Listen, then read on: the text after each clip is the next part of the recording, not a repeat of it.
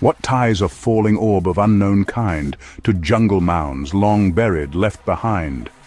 Behold, a map of logic, strange and rare, that charts through force what stone and stars might share. 3 elements, one digital, one stone, one drawn from thought in triads all alone, seem split by time, by use, by form and fate, yet fused, they frame a truth that will not wait. Not lore, not myth, not hollow, fabled claim, but signs aligned by shape, by field, by flame. Through magnet, memory, math, their threads entwine and start in Venta in 1969. A team ascends a mound with no intent to dig or break, just measure, not invent. Their gear, a proton probe, refined, exact, to trace the earth for secrets left intact. They marched in grids atop the dusty crown, and watched the signals leap, then settle down. Not noise, but force, a bounded spike, a frame, a field that seemed too structured to be game. Its lines were sharp, its dipoles fixed and strong, too pure to be a random nature's song. It pulsed beneath the soil in quiet grace, a vector nest, a charged and hidden space. Heiser and Morrison cast forth their reed and shaped a model born of force, not creed, a basalt base, 2 walls, a corner drawn. No myth to sell, no temple to fawn upon, and yet no spades were lifted in the loam, no hand disturbed this silent ancient home. The paper filed, the mystery shelved, then gone. The decades passed, the site endured, alone. While new tech scanned the forests wide and deep, this one strange pulse was left in guarded sleep. As if the minds who logged its measured grace could not yet face the meaning in that place. But still, the data sings with crystal tone. A structure buried not in chance alone. Dense, bounded, shaped, a message drawn in stone, not fractured earth, but field and force its own. What kind of form, 4 meters underground, could still emit a field so tight, so sound? What kind of craft aligns to cast such might and hold a charge through ages out of sight? Not tomb, not altar, not forgotten rite, but something tuned with purpose, mass, and light. A field machine arranged with depth and care to guide the space, to shape the living air. Strip back the myths, the guesses, and the gloss. What's left is form, in neither gain nor loss. Return to Venta, uncloud the mind, and see what force and stone together bind. 3 stones aligned, not random, not askew, a cornered shape in angles clean and true. One lays the floor, 2 walls rise proud and square, an axis built of mass and magnets flare. No crumbled shrine, no ceremonial sprawl, but spatial code, strict lines, and logic's call. A triad forged in orthogonal grace, a structure drawn to hold and charge a space, and from it springs a field, exact and pure, no echo left, but something that endures. Not ambient drift, nor scattered forces tale, but dipoles locked, as steady as a rail. It pulses still beneath the layered earth, a field shaped not by chance, but by its birth. Focused and fixed, coherent in its scheme, a buried engine, not a broken dream. These stones have held their bearings, held their might. Their mass preserves alignment, depth, and flight. No quake has swayed, no builder's hand has strayed. Their magnet song remains exact, unfrayed. So here we stand, no guesswork left to spend. 3 charged, aligned, and static poles that blend. Their vectors meet and superpose in kind, and shape the space their mutual fields define. A zone of pull, of twist, of gentle shove, a space where magnets' threads run high above. Not loose effect, but organized constraint, where force and form in harmony acquaint. This is no myth, no abstract tale to trust. These lines can be deduced, not guessed, not fussed. The fields they shape obey no ancient rite, but rise from mass, from axis, torque, and light. A sliver placed between the stones would shift, not randomly, but following the drift of field lines curling through the structured air, a ghostly path of force, invisible, rare. 3 stones alone, when locked in triad form, can shape a space where hidden forces swarm.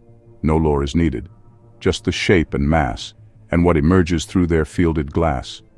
So here's the insight: field is not a haze, but consequence of how the triad lays. It's not belief, nor cryptic code, nor rite, but physics placed in stone to show the light. It starts as drift, a shimmer, not a shout, a flake of sand that twists, then veers about, a metal shard that will not rest in place. It slides, it pulls, it dances through the space. No thundered change, no storm of sudden fire, just motion born of unseen, cool desire. A tool that leans, a thread that sways and bends, and those who work with stone begin to sense. No priests discover this, nor seekers bold, but hands that carve, that shape, that chisel cold. They see a weight, a gleam within the grain, and feel the pull that logic can't explain. The rock is dark and heavy in the hand, with hints of silver laced across the sand. Later they'll name it basalt, dense and black, but now it's force that draws their thinking back. It acts at distance. This they see is true. It needs no fire, no touch to do what's due. A tool will jerk, a pin will shift its lean. The stone commands, though nothing can be seen. They test again, and every move repeats. The pull, the tilt, the unseen pulse it beats. Then two such stones are brought into the fray, and suddenly the world shifts into play. They do not strike, but rather shape a zone, a dance of forces drawn from mass alone. One stone repels, another pulls it near, and something in the middle grows more clear. Now force is not a single source or stream, it's something woven, patterned, like a dream. Two stones create a system, strange and wide, where nothing moves unless the whole decides. They learn to hold the stones in place and mark the axis where the motion starts its arc. Each stone has flow, a line, a subtle thread, and when aligned the field takes form instead. Some patterns grow, some fade, some twist and fall, but none appear without design at all. They sense that what they see is not mistake, but rules in force, and rules that they can break. They trace the space with slivers, flakes, and rods. They see the pull shift angles, bend like gods. No longer stones alone, but space alive. A field that flows where three directions drive. From point to point they walk and feel the tug. Not chaos now, but maps they learn to plug. They draw out grids and mark the crossing beams, where balance holds and force fulfills its schemes. A step too far, the field begins to fade. A move too close, the contour is unmade. But find the point, the harmony, the key, and what was chance becomes geometry. They see that shape decides what force will do, and structure is the path to something new. The space between, once void, now sings with line, a place where form and function intertwine. They place a third, and now the song takes breath. Three stones combine to twist the field of death. No axis now, but volume come alive. A chamber where relations move and thrive. Each shift, each tilt remaps the pulse they feel. The system bends, dynamic and yet real. Three stones define a full and living range. And now, at last, the field begins to change. Not tool, not shrine, but structure in design. A system born from threefold force aligned. No law is needed, no belief, no creed, just stones and space and mind to shape the need. And from this thought the world itself takes root, their logic, balance, form in pure pursuit. The triad speaks, and those who hear its call will learn to shape the field that shapes us all. Once fields are known to stretch through open air, to twist and pull, though nothing solid's there, you face a flaw. The forms you want to chart will fail if even one stone shifts apart. Small tests betray you. Wind can tilt the edge, a child's footfall can displace a wedge. Each slight misstep will make the pattern slide, and what was mapped in force begins to hide. So now the rule is clear, the field must stay. It can't drift left, nor twist, nor fall away. To know the shape, the structure must be still, and stillness here is not a choice, but will. You fix not stone alone, but how it's placed, the space between, the gaps, the angles faced. One block can't hold the field in full embrace, the whole must lock to anchor force in space. Two stones will meet and build a single thread, a line of push and pull from toe to head. But thin the field with only one direction. It needs more range to find full field complexion. Add one more stone, and suddenly it breathes. Now zones emerge like woven hidden sheaves. Some points repel while others pull you through, and some fall silent, wrapped in balanced hue. This isn't random, it's a woven frame. The third stone gives the field a spatial name. It teaches how three forces interlace and makes a void a living, breathing place. So now you shift from stone to space between, from mass to map, from part to in-between. The question changes. Not what stones can do, but what their mutual tension pulls into. The next great task, ensure this force can last. Small frames break down, their order fading fast. Each inch too loose, each motion too unkind. The field dissolves and leaves no trace behind. So bigger stones must root the form in place, too heavy for a gust to displace grace. Their bulk becomes the memory of design, and locks the vectors where they best align. You walk inside, not just observe from far. The space must hold wherever footsteps are. You feel the shift, the pull beneath your skin, the force that lives not out but deep within. Now size is function, mass the code you write. A monument not built for awe but right. The rock you choose already bears the thread, a line of force within its mineral bed. Not any basalt. No, this one you test. You seek the ones whose charge endures the best, whose natural poles align with what you need. To form a net, not break with time or speed. Each stone you set is not for look or lore, but for the vector it will hold and store. Its angle carved, its axis caught in thought, each place to weave the field the triad sought. And now you see, this isn't built for praise. It's not a throne, a god, or priestly maze. It's something else, a rig, a tuned array, a field machine, not meant to waste or fray. But best of all, you build it not for you. You build it so that others feel it too. A sliver drawn across the central zone will trace the map the field has always known. No chance required, no secrets wrapped in gold, just shape and stone and, well, time for truth to hold. The knowledge isn't whispered in a cave, it's structured into space for thought to crave. For when it stands, it teaches with its frame, its silent pull, its deep magnetic name. A loop of stone, of memory, of thread that speaks to all long after you are dead. And thus you build what will not fade or shout, a place where force itself can sketch you out. A place where reason lives in form and hue, and teaches those who seek as it taught you. They learned, it seems, much more than we had guessed. The stones were not just guides, but tools they pressed. And when the sky returned what once it caught, the Buga sphere revealed the path they sought.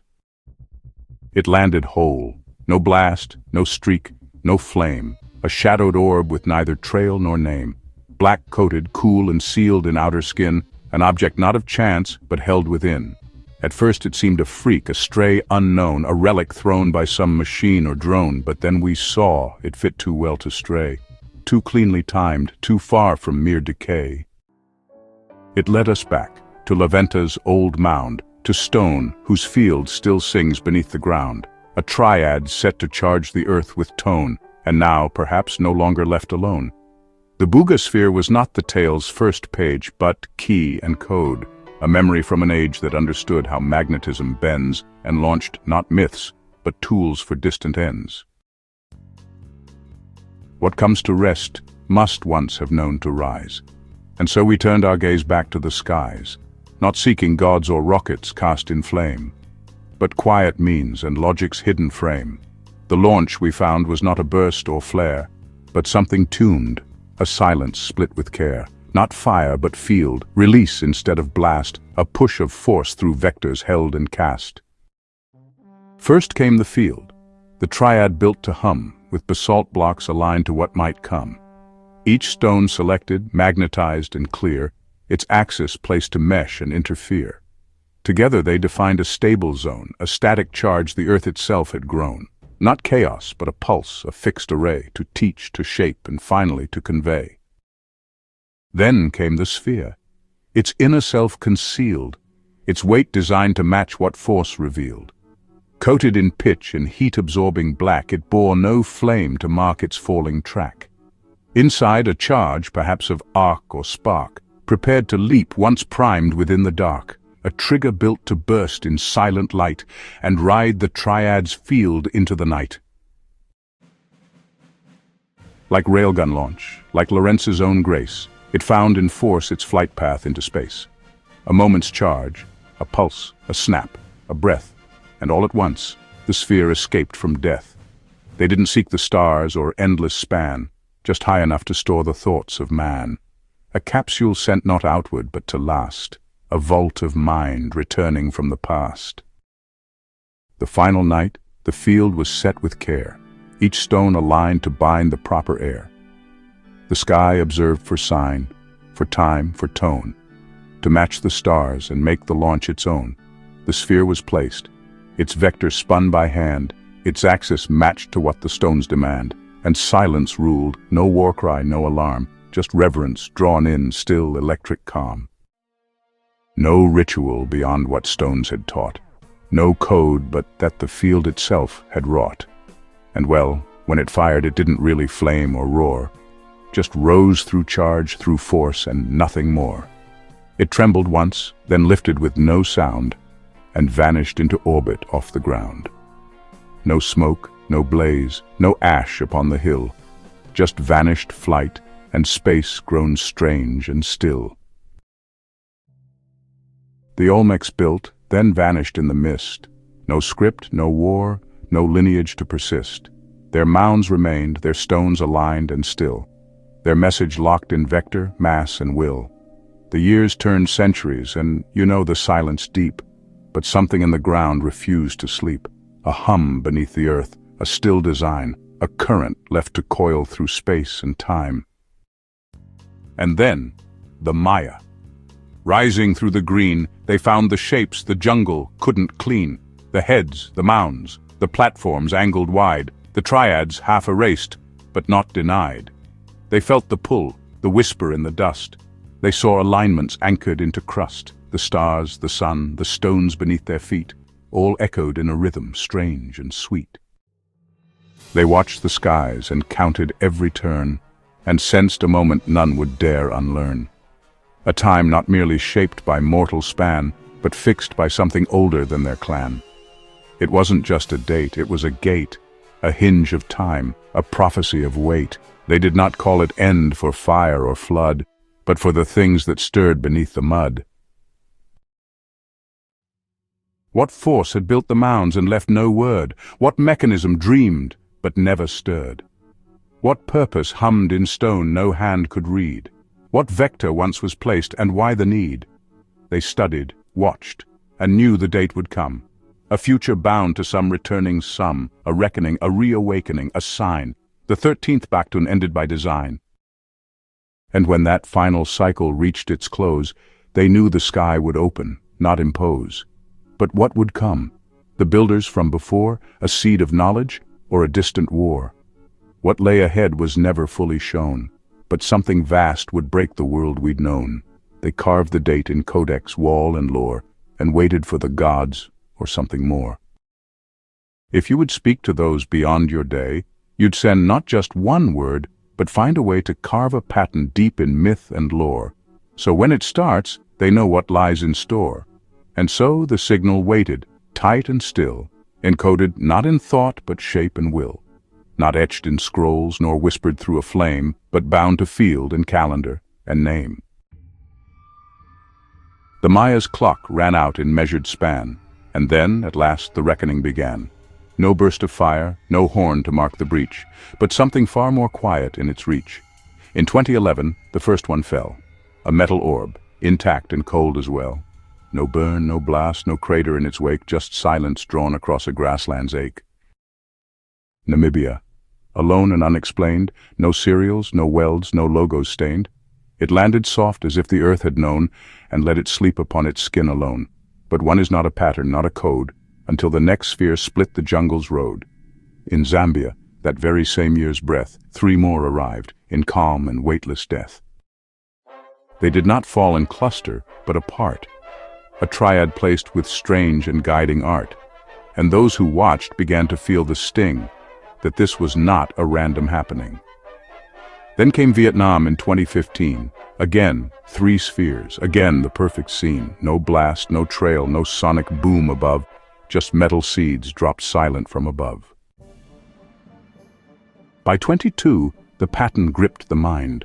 When India received 3 more in kind, now news grew loud and theories took their wing. For only something vast could plan such thing. Was this invasion, warning, test or game, or ancient gods returning without name? The sky said nothing. Earth remained serene. But everywhere the fear grew sharp and keen. And then in 25, the silence tore. The Buga sphere arrived on western shore. It fell in black, in resin-wrapped disguise, a mute descent that darkened southern skies. Coated in pitch, its orbit masked from view, it came with purpose only time once knew. We saw no alien claw, no foreign craft, just shape, just silence, logic's quiet draft. One sphere, then triads, then a sphere again, a rhythm clear to minds who held the pen. This wasn't noise nor broken tech that fell. It formed a sequence, counted, held, and well. One stood alone in Africa's dry lands. 3 came to Zambia's outstretched hands, then 3 to Vietnam, 3 more to East, then 1 again, a pattern once released. And as the shape took form, so did the clue. The past had known the way this would come through. They built the field, they launched the stone in fire, and left the rest to reach us, to inspire. But first, they spoke in fear, to echo fate. They timed the spheres to match the Maya's date. They let us tremble, wonder, theorize, so we would look with more than just our eyes. Then came the awe, the orbs, the craft, the code, the silence where 1,000 meanings rode. And finally, they turned the gaze around, toward Earth, and all the knowledge in our ground. The Buga sphere, when studied in the light, revealed its truth, not alien, but right. It bore the marks of minds from stone and field, a grammar only magnetism sealed. And what we found was not invasion's start, but something else, still beating at the heart. A message sent through centuries of night, to meet us when our eyes were clear with fright. The triads spoke, the silence broke. We saw, not fear, but something older still than law, a kind of care that needed time to grow, and shaped its voice through patterns we would know. And yet the count remains not fully done. 3 triads fell, 2 solos made their run, 1 final sphere remains beyond our view, and when it falls, we'll know what we must do. Not who, they knew we'd come to learn their name. The question left is where and what became. For when it lands, the final chord will play, and time itself may open all the way.